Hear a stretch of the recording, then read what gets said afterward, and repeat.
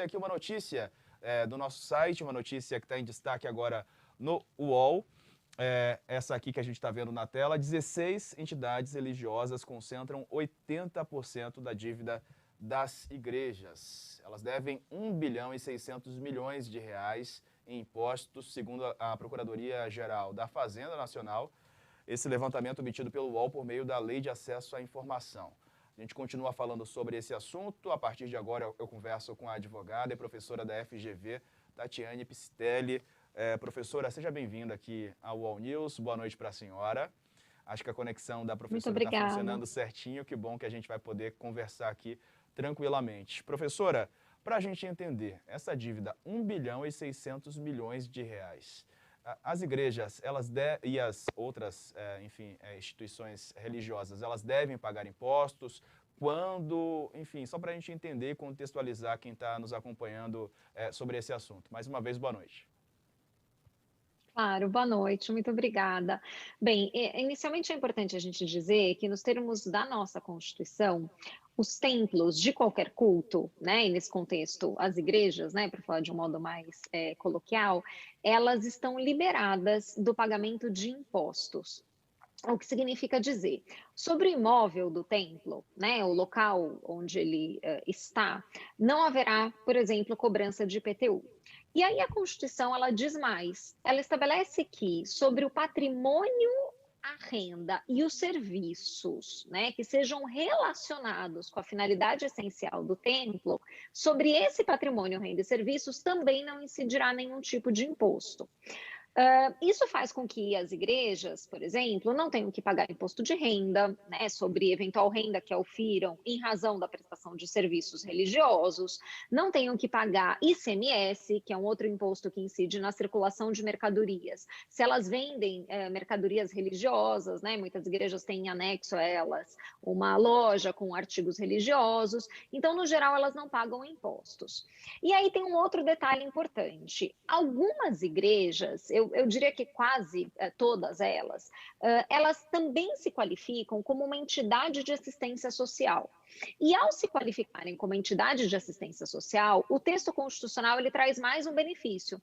Ele vai dizer que as entidades de assistência social sem fins lucrativos, que atendam os requisitos previstos em lei, elas também não terão que pagar contribuições, que é um outro tipo de tributo, né? Eu estou falando de um imposto, que é uma espécie de tributo, e eu estou falando agora de uma contribuição.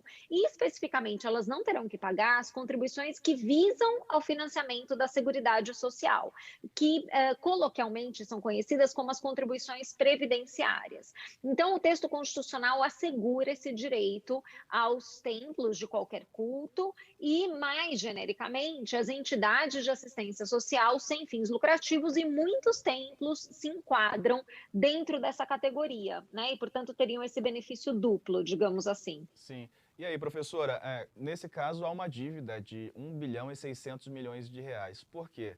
Porque a Receita identificou é chamada de fraude, né? Porque essas igrejas atuavam também como empresas e por isso elas devem esse valor. Como é que a gente pode contextualizar e explicar isso exatamente aqui para quem nos acompanha? Exato, exato. Diego, você falou tudo. A palavra é fraude. Como eu mencionei, a possibilidade de não pagar as contribuições, por exemplo, ou de não pagar impostos, ela está relacionada com a finalidade essencial da igreja, em primeiro lugar, né, que é a finalidade religiosa, de propagação da religião, e, em segundo lugar, com o fato de que ela atua como uma entidade de assistência social sem fins lucrativos. Em muitos dos casos, segundo a reportagem do UOL, o que acontecia é que as empresas elas exerciam efetivamente uma atividade econômica com, inclusive, distribuição de lucros entre os pastores, entre os membros dirigentes, digamos assim, daquela organização religiosa. E essa distribuição de lucros, essa distribuição de patrimônio, ela é vedada pelo nosso Código Tributário Nacional, né? Então, pelas nossas normas tributárias, exatamente porque a distribuição de lucro faz com que uma determinada entidade deixe de ser qualificada como entidade de assistência social sem fins lucrativos. Então, diante da verificação concreta, né, e essa verificação é feita no contexto de um processo que é conduzido inicialmente pela um procedimento de fiscalização, mas tecnicamente conduzido pela Receita Federal, e depois isso pode inclusive ser judicializado, se constatou que essas organizações religiosas não cumpriam com os requisitos constitucionais mínimos para que fruíssem da imunidade, para que fruíssem desse direito de não recolher impostos e contribuições. E daí, portanto, a gente tem a existência dessas dívidas, desses débitos, que decorrem, vejam bem, de uma atuação irregular dessas instituições, de instituições que se colocam como religiosas, de instituições que se colocam como entidades de assistência social, mas, em verdade, elas visam, de acordo com a reportagem, apenas ao benefício daqueles que dirigem a organização. Então, de fato, isso precisa ser efetivamente combatido, esses valores precisam ser cobrados. Sim, são dívidas altíssimas, né? A menor ali fica em torno de 20 milhões de reais. São dívidas altas e dinheiro esse que poderia estar sendo investido em outras áreas também, não é, professora? Existe essa questão também, né? São dívidas altíssimas.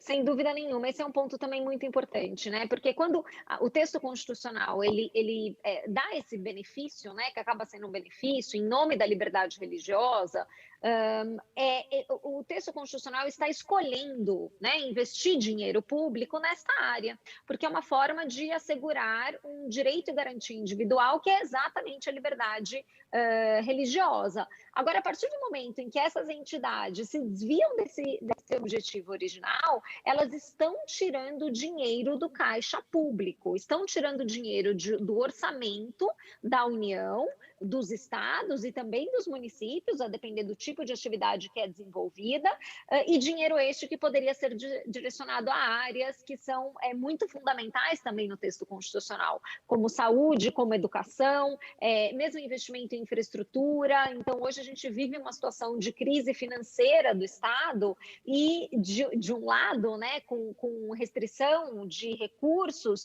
e de outro, entidades que se colocam, né, como algo que não são, exatamente para tentarem fazer jus a um benefício constitucional e acabam, portanto, minando o orçamento público e causando um mal para a população em geral, né? Então, o mal é para a sociedade, não é para a conta da União especificamente, porque esse dinheiro poderia estar sendo utilizado em necessidades públicas que são fundamentais. Perfeito. Professora Tatiane Piscitelli, da FGV Direito, advogada, agradeço pela contribuição aqui com a gente no UOL News. Até uma próxima. Boa noite para a senhora. Boa noite, muito obrigada, foi um prazer.